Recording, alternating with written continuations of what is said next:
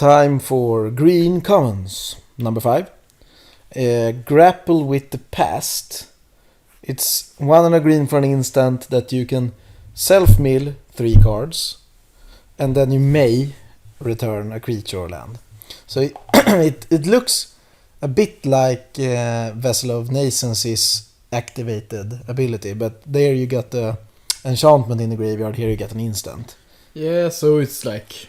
whatever. It is for delirium. So if Vessel was heavily played, maybe this will be 2.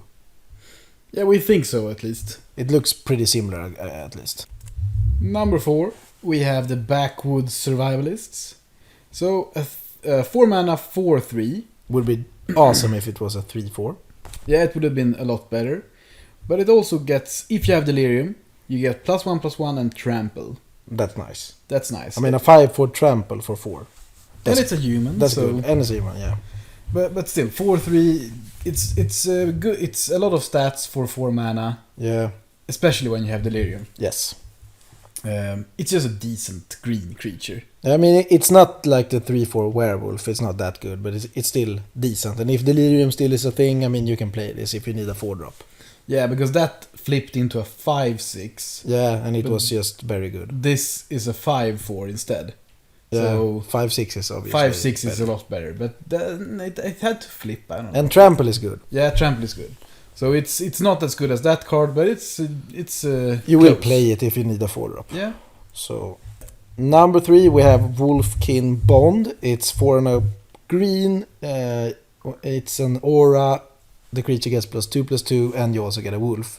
And it's very, comparable to Knightly Veiler. Yeah, the uncommon Valor or whatever. from Origins. Then it got +2/+2 Vigilance. and the knight that it put in had vigilance. So Knightly Veiler is a better card. Yeah. But this is close. This is close, and it's a common, so... And again, watch out for getting 2 for 1 if you play this on a creature when the opponent might kill it. Yeah, it could happen. It could happen. So be wary. Be werewolf. Be wary. And number 2, we have Prey Upon. 1 green, sorcery... not 1 green. Green, sorcery, target creature you control fights target creature you don't control. And again, this is best to play when the opponent is tapped out. Or when they have, I guess, few cards. Yeah. But it's so... The point is it's only 1 mana. Yeah, 1 mana is what makes this better than the fight spell we had in Battle for Zendikar. Yeah, which was 3 mana. It was for 3 the same mana. effect. Yeah. And now you could maybe go... You're on a play, you play a 2-drop. They play a 2-drop. On turn 3, you might play a 2-drop and Prey Upon. That's why it's so good, because you can play it early and still do something else. Yeah. So, and then you know that it will resolve because they have just tapped out for 2-drop. You never know. You never know. There's no force of will, I mean. No, it's not. Number 1, we have the Werewolf Mana guy. I mean, it's an Ulvenwald Captive. 1 and a green for 1/2, which is, I mean, decent. It's a defender, and it can give 1 green mana. Yeah, and there are actually pretty much a lot of expensive cards. Yeah, all in the this set. Escalate cards are expensive. Yeah, and the flip card you pay 6, 7, 8 mana. And the activated abilities when you transform stuff that actually is like this card. I mean, you can pay 5, 6, 7 mana to transform something. So it's good to be able to ramp. It always is. Yeah, the 1 power isn't great, but it's a ramp.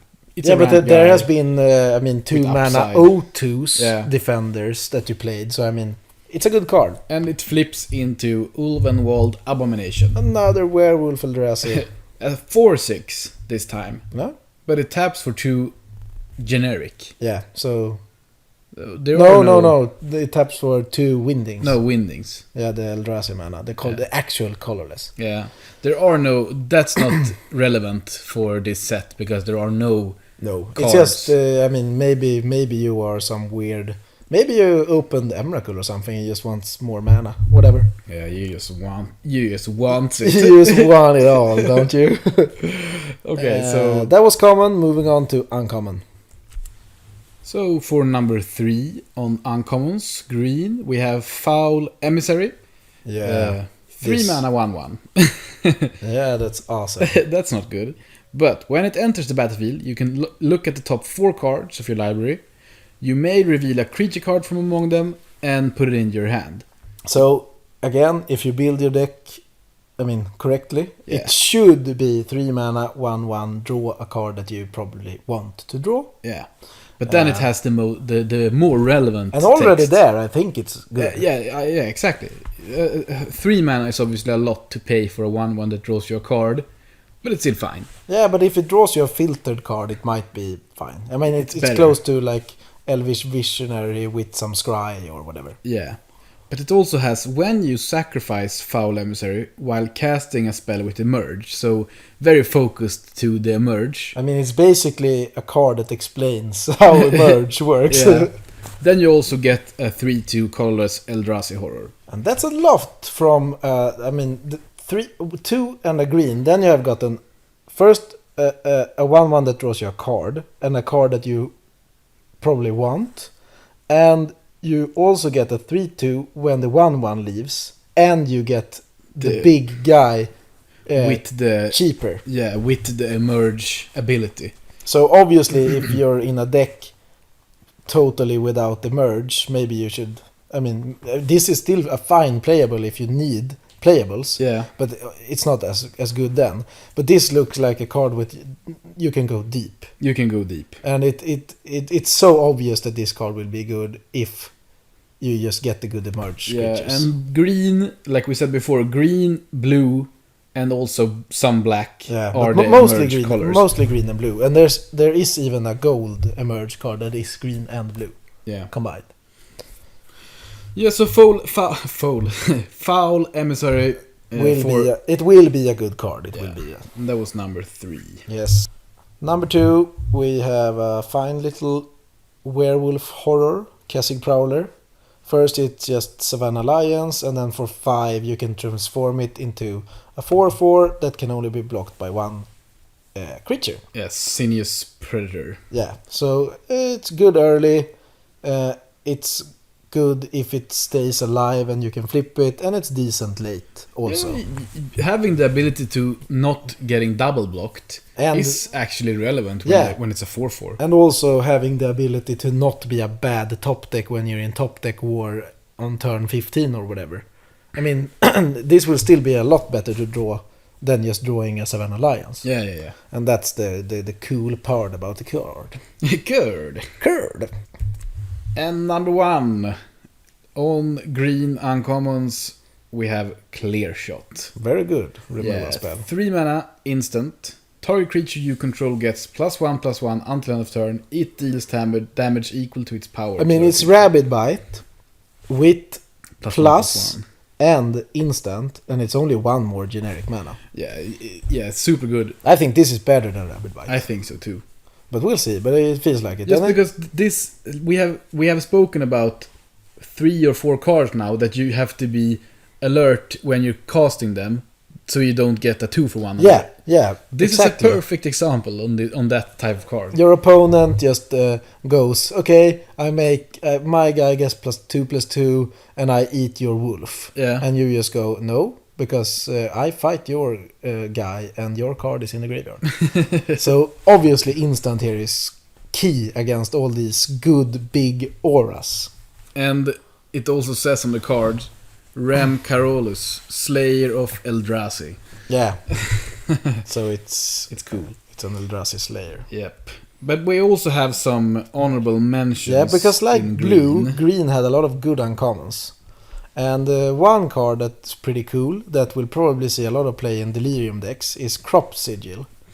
It's a weird card, so you pay. It's an enchantment for a green. Yep. And at the beginning of your upkeep, you may put the top card of your library into your graveyard. So it's a May ability. Yeah, so later in the game, when you have Delirium and you don't want to run out of cards in the deck, you can stop. Yeah, and that's the good part about it, because when you actually have Delirium, you can sacrifice it for 2 and a green, and you can return up to 1 target creature and up to one target land. Yeah. So this is like a divination in the later part of the game. Yeah, because you put it out, you self-mill, and then when you have delirium, you get hopefully a good creature.